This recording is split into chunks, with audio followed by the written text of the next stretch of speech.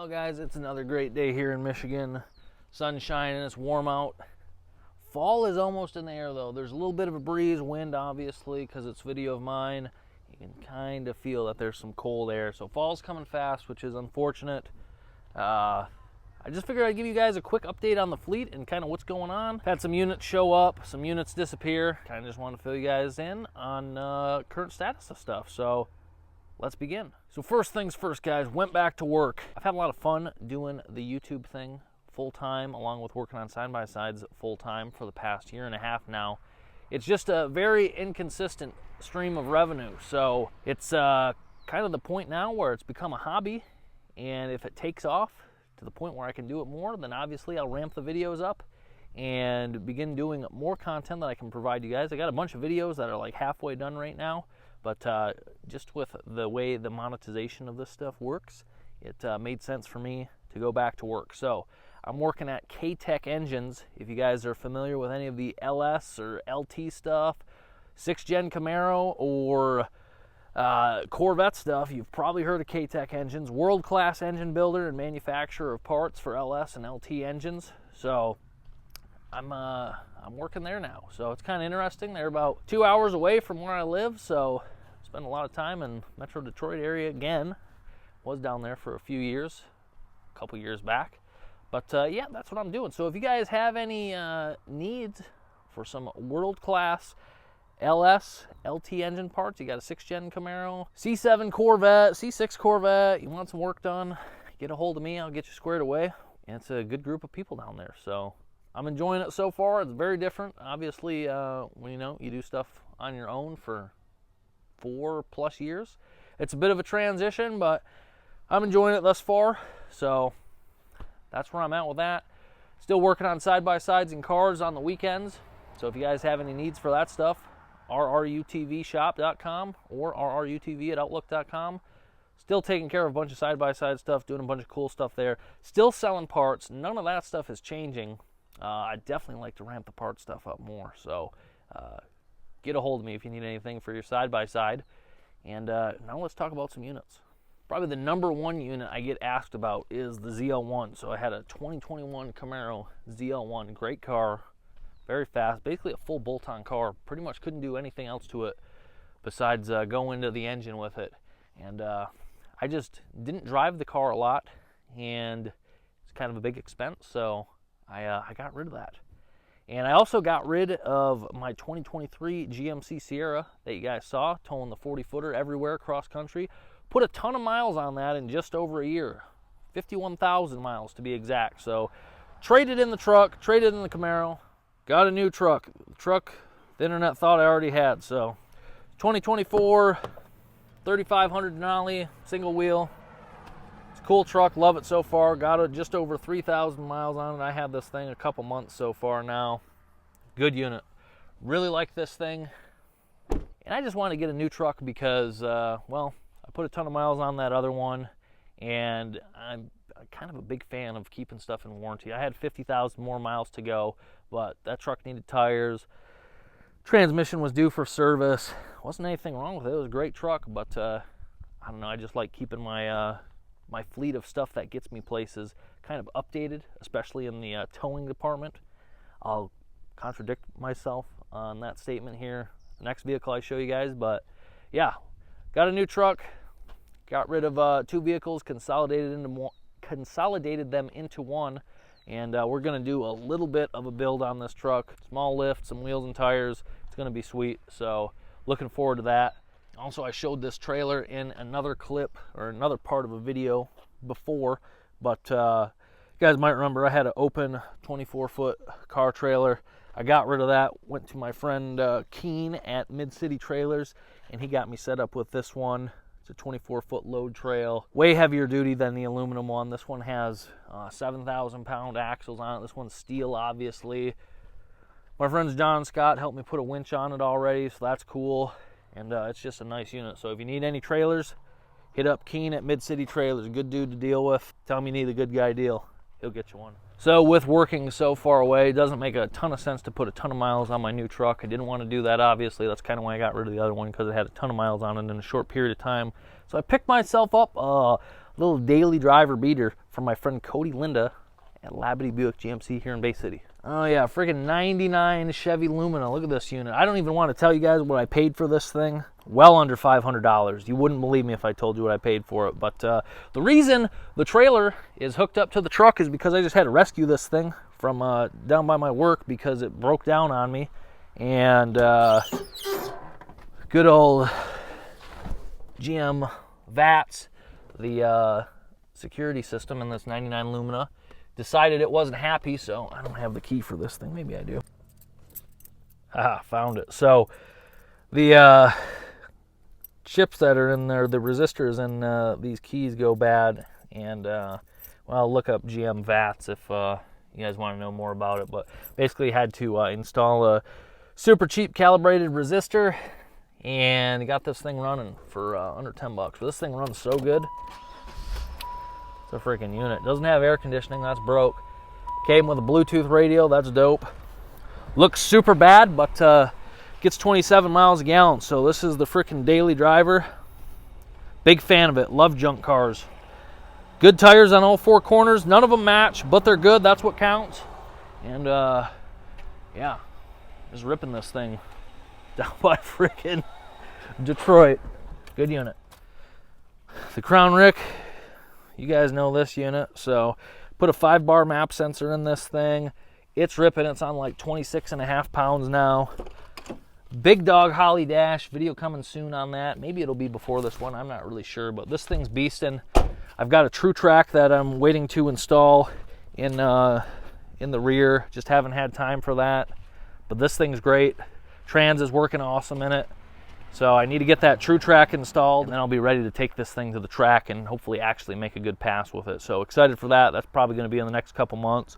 Hopefully get a decent fall day to take this thing out and put down a good time. So looking forward to that. The old Eagle. So we started taking this thing apart, and we did some what would you call it, unrigging of the back. We got everything off of the transom to start replacing stuff in this. We did that, I think, last fall, before last fall maybe. Fortunately, it sat outside over the winter, so the sun has had its way with the gel coat. It's looking rough there, but we didn't really get any farther than de-rigging this thing, and you can see kind of just how bad it really is. I mean, transom shot, just rotted wood everywhere in this thing. So this is a big job, just haven't really had any time to do anything with it. So it needs the transom, it needs stringers. You can't really see in there, but huge job. Just haven't had time for it.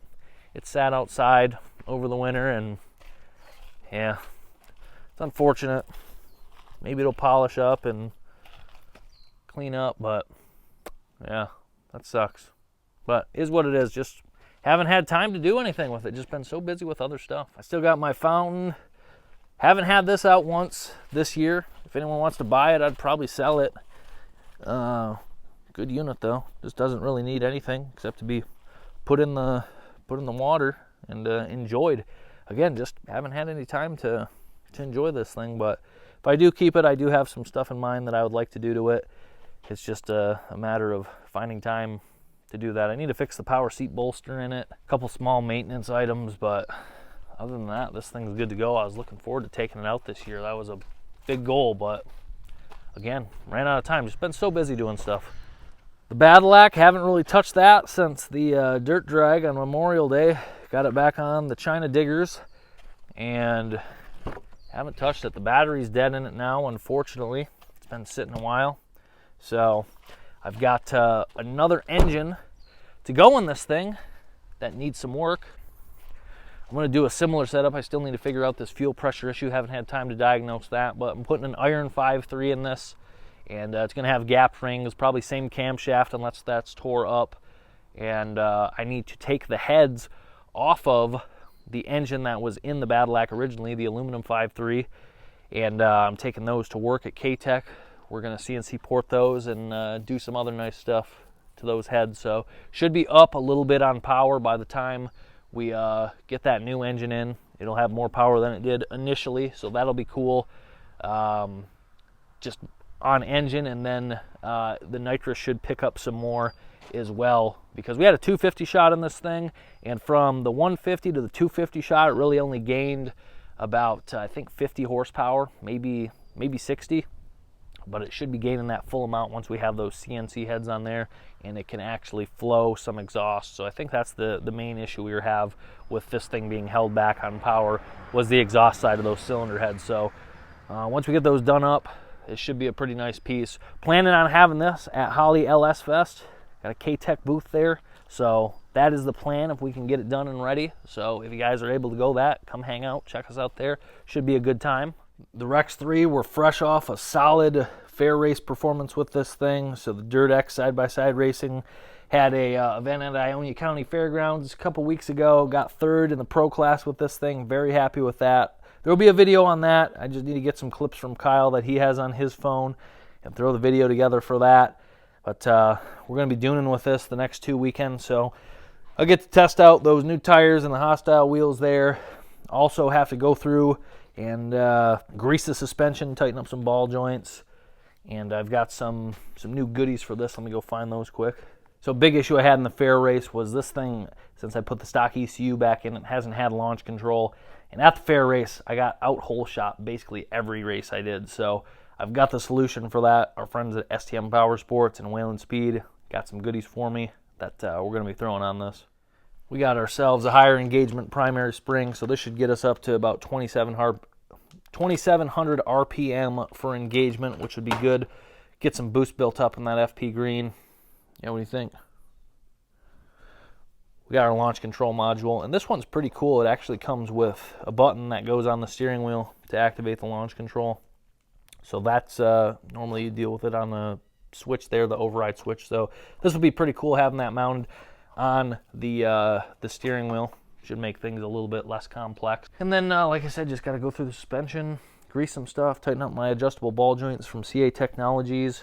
And outside of that, this thing's in really good shape, besides this door. So one thing I definitely enjoy about doing YouTube stuff, making videos, is you get to work with very cool companies sometimes. So I've had this desire to upgrade my cooler game, and Iceco came through and they really hooked me up with a super nice, not only cooler, fridge / freezer. Check this thing out. So this thing is a beast and is very heavy and packaged very well. So I gotta rip this thing open. But this is their 58 quart, I think it's the APL 55 model. I got the black one because, well, everything around here I got is basically black.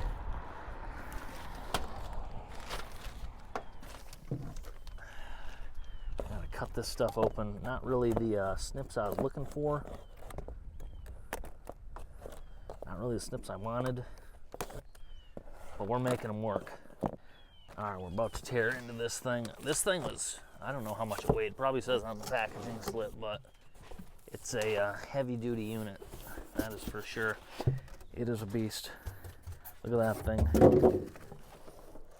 I gotta pull this out. I gotta use 2 hands, guys.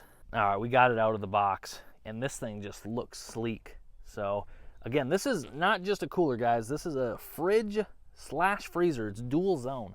So if we hop up in here, we can take a look at, you can see the split right there. This is basically all insulation on the side of this thing, and you can either have this be, like I said, dual zone or single zone. Pop this separator out, and you're good. So I'll pop this open. What do we got here? So in that box, very cool. They give you some replacement guards for the bottom here. Very smart. And if you notice, 2 cables, not just a 110 outlet cable, but there's one for 12 volt too. So that is super convenient. For me, I like this because I can run this thing right in the back of my truck because I'm going down the road to wherever I might be going, buy some junk car that probably doesn't have air conditioning, that could probably get cooled down by the inside of this thing. Maybe we'll test that. I can have this thing plugged in to my inverter, and it's just going to keep my stuff cool as I'm going down the road. How do you beat that? That's extremely nice. So I'm going to, I think I'll plug this thing in, and I'll fire up the truck and see how this thing does. So it's a very nice piece. Looks good. First impressions, super high quality. The fit and finish of it, very nice. I think they even have like a solar charging option or a solar power option that you can plug into this thing on their site, which makes a lot of sense. If you're in the middle of nowhere and you want to keep your stuff cool, you can do it. They also have their own app for controlling the temperature and other features on this thing. Just makes a lot of sense. Super high-tech piece. This thing can hold 76 cans, 47 bottles of water. The compressor on it has a 5-year warranty.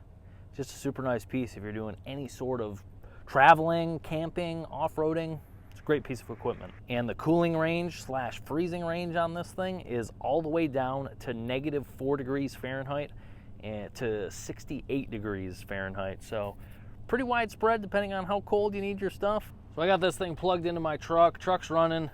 Cannot hear the operation of this thing over the truck. And this thing is a very quiet truck, honestly. It's right back here by the exhaust, which you can't hear, but you also can't hear this thing running. So very cool. This is going to fit underneath the tonneau cover of the truck too, which makes it super nice for transporting it.